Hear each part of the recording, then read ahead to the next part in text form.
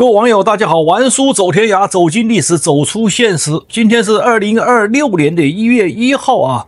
玩書活到這把年齡啊，在過去的60年中，還沒有哪一年有今天2026年這樣一個開局的一個亂象啊。玩書總結了8個大字，就是亂象開局，窮則思變啊！大家今年要小心為上啊！你看，就在昨天，這個美國股市就是以標普以0.7啊小幅下跌，這個幅度並不大，但是它是不管是債券、股票全部下跌啊！玩書心裡也是忐忑不安的。我們看一下這個2026年的開局啊，哪裡不利？全球地緣政治的版圖啊，各個地方都在狂風肆烈，都在裂痕處處啊，都是硝煙彌漫，對吧？這個開局非常不好。我們看看這個東歐戰場啊，烏克蘭的無人機群啊，再度了突破了俄羅斯的這個防空網，直撲莫斯科郊外啊，據說啊，準備是斬首這個普京。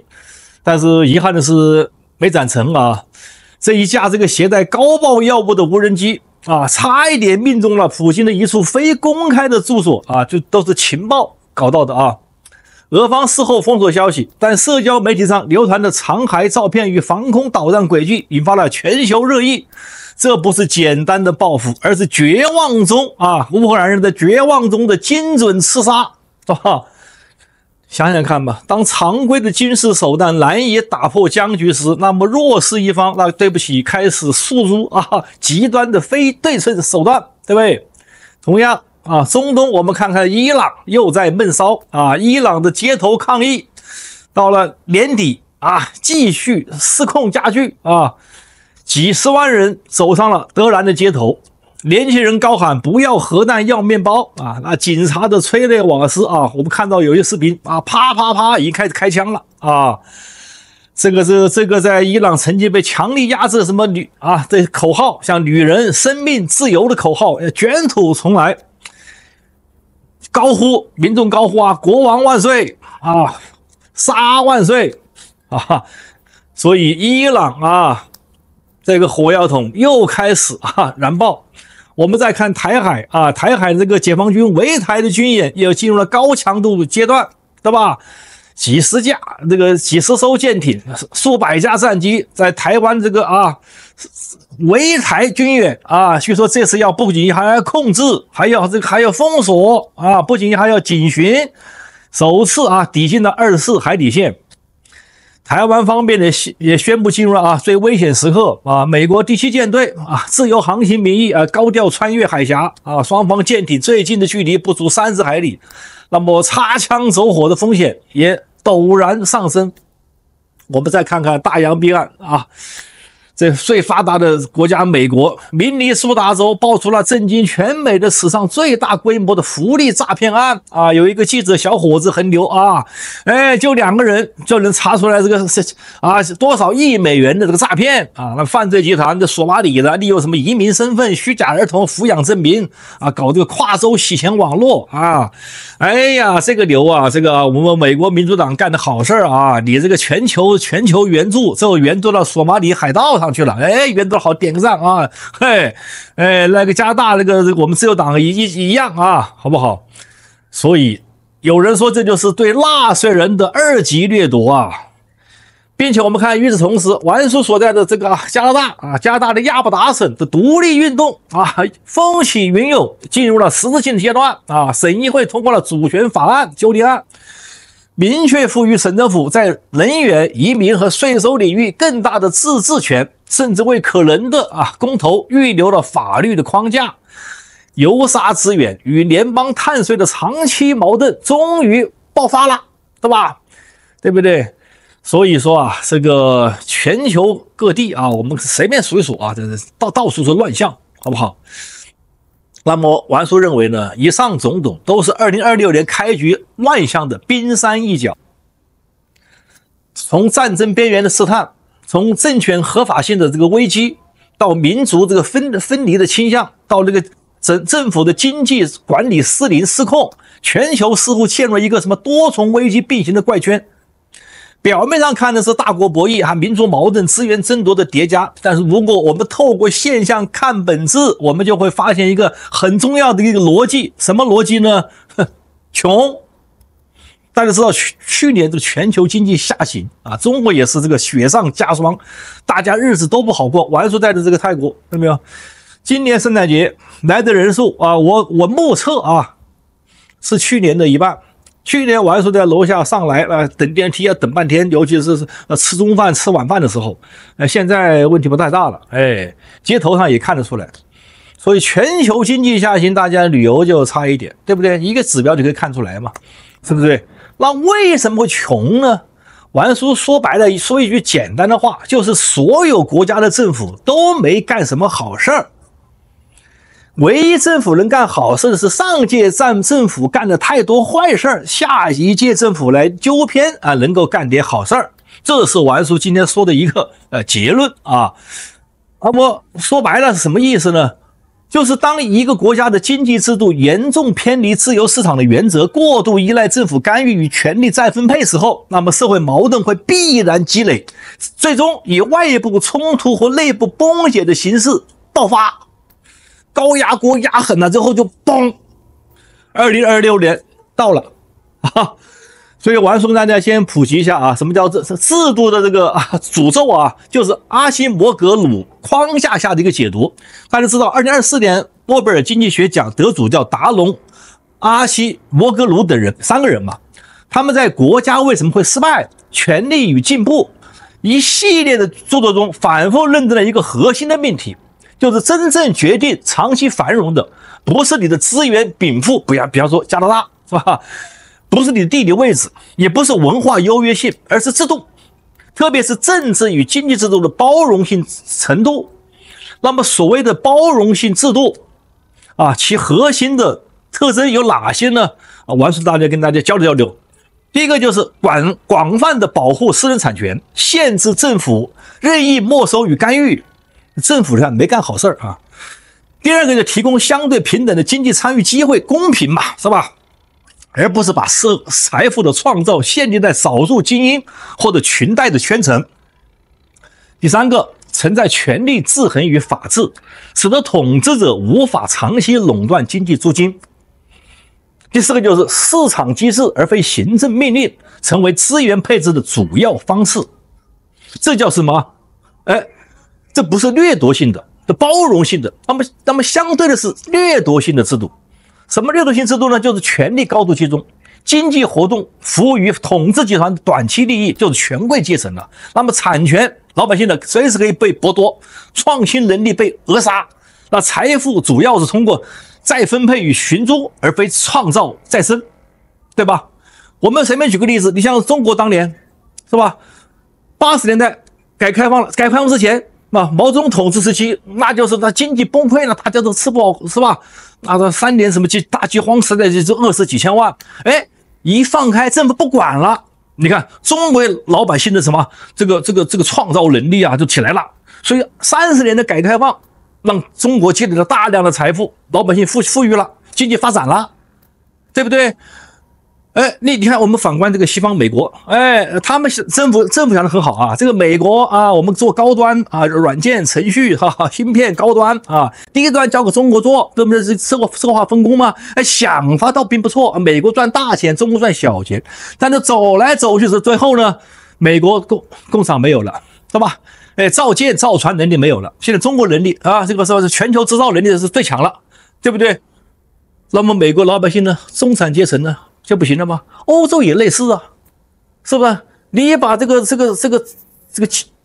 中低端交給中國，那中國當然是毫無用呢。像他他的這個威權機制，那他這個效率又高，把你生意搶去大半，你就沒有來源了所以他們歐洲也跟美国一樣這個拜登時代傻的移民了，以為移民能夠是吧？能夠帶來經濟，歐洲也是一樣，加拿大也是一樣，傻不拉幾的，是不是移民如果帶來資金，帶來技術當然帶來勞動力，三者你都需要带。你光带勞動力沒有用，有低的勞動力沒用，你要帶技術也可以，帶來創新，要麼帶來資金、資本都可以。所以他們就沒想清楚，所以歐洲也是亂局，美國也亂局，加拿大也亂局啊！中國現在是吧？政府自己啊3年封控，自己搞個自殺，是吧？本來中國經濟呢，真的一般人一般國家真超不過了啊！說白了啊，所以我們再回过頭來看這3位學者啊，他們對這個什麼過去的殖民歷史的大樣本比較研究後發現，凡是早期建立了包容性制度的地方，比如說英國殖民的这個北美啊東北部，後來走向了繁榮。你只要政府一管制，那就熄火了。那麼凡是建立了掠奪性制度的地方，比方說西班牙殖民的拉美大部分地區，還有某些非洲、亞洲的一些資源性國家，那麼就會長期陷入什麼中等收入陷阱，甚至貧困的陷阱。關鍵不在於誰先富，而是制度是否允許財富創造者分享果實，而不是被權力集團持續壓榨，這才是關鍵，對吧？所以大家誰要博王世堅的觀點，你把這個諾貝爾獎先把它博走，好不好？所以我們放眼看2026年的全球亂象，幾乎都在這個框架下找到了解釋。人家獲得諾貝爾獎那不是吹的啊！比方說，我來解讀一下啊，比方說俄羅斯在烏克蘭戰中間啊，越陷越深。表面上是民族主義啊，要復興什麼這個俄羅斯民主啊和地緣的野心，深層上卻是長期掠奪性制度的俄國，寡頭經濟啊，產權高度依附什麼政治權力啊，這個廚師後來當了什麼當了什麼這個軍閥了啊。那麼缺乏這個獨立的司法與媒體監督，使得整個國家變成一個什麼巨型的一個尋舟機器。當外部擴張成為轉移內部矛盾的唯一出口時，戰爭就成了什麼制度的剛需。我們再看伊朗，伊朗的街頭怒火本質上是石油租金經濟與神權政治長期結合的產物。那麼巨額的資源的收入沒有轉化成廣泛的老百姓的財富增長，而是養肥了革命衛隊與神職貴族階層，普通民眾對不起承擔了全部的制裁成本啊，對不對？我們看現在這個伊朗這個貨幣啊，現在里亞爾啊，到年底啊1比140了，年終還是1比80多，是吧？那麼抗議就成了民眾表達的唯一渠道了。那麼東亞呢，就是台海呢，也在於兩岸制度的路徑的巨大差異，一邊是高度集權的經濟治理模式，一邊是相對開放的市場經濟與產權保護體系。那麼制度鴻溝越大，和平的紅利它越難實現。武力統一啊，就成了某些人眼中的終極解決方案了。所以說，未來台海的這個未來啊，就是2027年又是解放軍的這個建軍什麼100周年啊，那這個是搞不好是這樣動手了。我們再看那個美國的明尼蘇達州的詐騙案，它暴露的是福利國家模式在過度擴張與監管失靈它的異化。當政府成為最大的資源分配者，而分配規則又被利益集團、官僚資本深度俘獲時，美國就民主黨嘛，那個時候啦，你川普發言都發不出去了，對吧？所以腐敗和低效就成為了制度性的一個宿命。再看看我們亞布達省的獨立，是吧？你就是政府過度干預了能源產業，強加碳稅政策，導致了什麼地方產權被侵蝕的一個典型的反彈。當中央的權力不斷的吞噬地方經濟自主權時候，離心力就開始起作用了。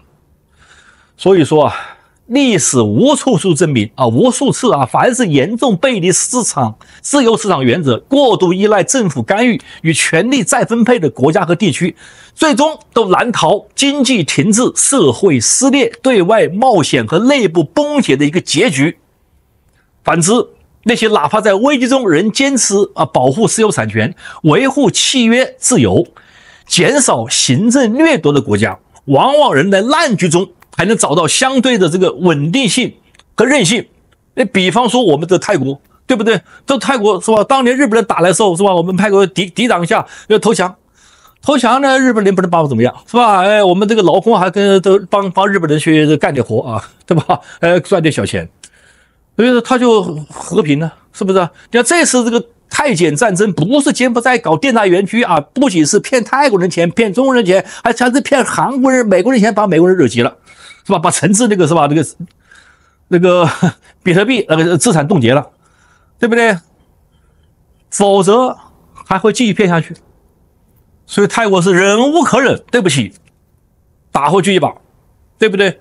多好啊，是不是？所以說泰國這樣的一個微小國度，他就能夠找到啊，雖然這經濟比較落後，是吧？雖然只是做旅遊，雖然我們農產品的就沒搞那些這個化學什麼有機，對不對？但大家這個老百姓這個安居樂業啊。是吧？像昨天我們這個聖誕節，不是這個新年，大家又鬧了一晚上啊，晚上睡得比較早哈，大家鬧得很開心，是吧？哎，又放鞭炮，又是放焰火，是吧？這個很過癮，是吧？對不對？這就是和平嘛，對不對？所以呢，2026年的亂象，或許正是全球多國啊長期積累的制度性矛盾的總爆發。為什麼說美國好？美國來個川普，他解綁啊！那拜登嘛是掐的是吧？民主黨把老百姓掐得要死是吧？窮則思變，但變的方向啊至關重要，是繼續加大政府干預，強化權力集中，制造更多的外部敵人來轉移視線。你像中國，他搞得四處樹敵啊，日本吶、韓國、台灣都是我們的敵人，是吧？你還是痛下決心走向更加包容、更尊重市场與個人權利的一個制度改革。其實啊，2024年的3位諾獎得主早已給出答案，只有包容性制度才能帶來持續繁榮，而包容性制度的基石正是自由市場經濟所依賴的產權保護、契約精神與有限政府、小政府。政府正好不幹什麼事兒，政府幹的事越多，大部分都是壞事兒。當政府不再是最大的掠奪者，而是規則的守護者；當財富主要通過創造而非再分配獲得；當普通人真的擁有向上流動的公平機會啊，只有這個時候，和平、穩定與繁榮才有堅實的基礎。否則，一切政府，無論是左翼還是什麼右翼、民主還是威權，你只要是在掠奪性的制度的土壤上，永遠就幹不了好事兒。你做的任何事都是看人民什麼爭利，最後人民一定會起來。你像孟加拉，那對不起，你幹掉我10個，我幹掉你100個，是吧？所以2026年的開局亂象啊，就是一面鏡子，它照出那些過度迷信國家意識、行政干預和武力擴張的政權的虛弱。在全球化退潮、技術壁壘高築的今天，唯一的出路不是更強力的干預，而是走向自由市場經濟的開放回歸。所以王叔講啊，2026年窮則思變，大家太窮了。這個變不僅是單純的一個政權的更迭，更應該是制度底層的一個切換，從掠奪走向包容開放，從行政壟斷走向自由競爭。如果2026年能夠給人類帶來什麼教訓，那就是任何不以尊重市場和私人產權為前提的政府行為，最終都會成為混亂的源頭。繁榮不是政府發給人民的，而是政府在退場後自由的人民自己創造的。川普正在解綁，讓人民創造財富，這樣美國才能富起來，否則美國我跟大家講也危險。所有這種國家都危險。然而，王叔要說最後一句話，這是黑格爾說的啊。歷史的教訓給我們人類的唯一教訓就是，人類從來不從歷史中吸取教訓。人類說白了就是這樣的一群傻瓜蛋。所以亂，我們只能看它越來越亂。所以在看王叔視頻的各位網友，拜託各位，2026年亂象開局，窮則思變，但是我們老百姓一定要什麼？小心為上，因為你很容易踩坑，你很容易不知不覺不知道怎麼说捲進哪一場混亂之中，把你的身家性命丟掉一大半。以上觀點講的不對的地方，請大家打在屏幕下方和王叔互動，謝謝大家。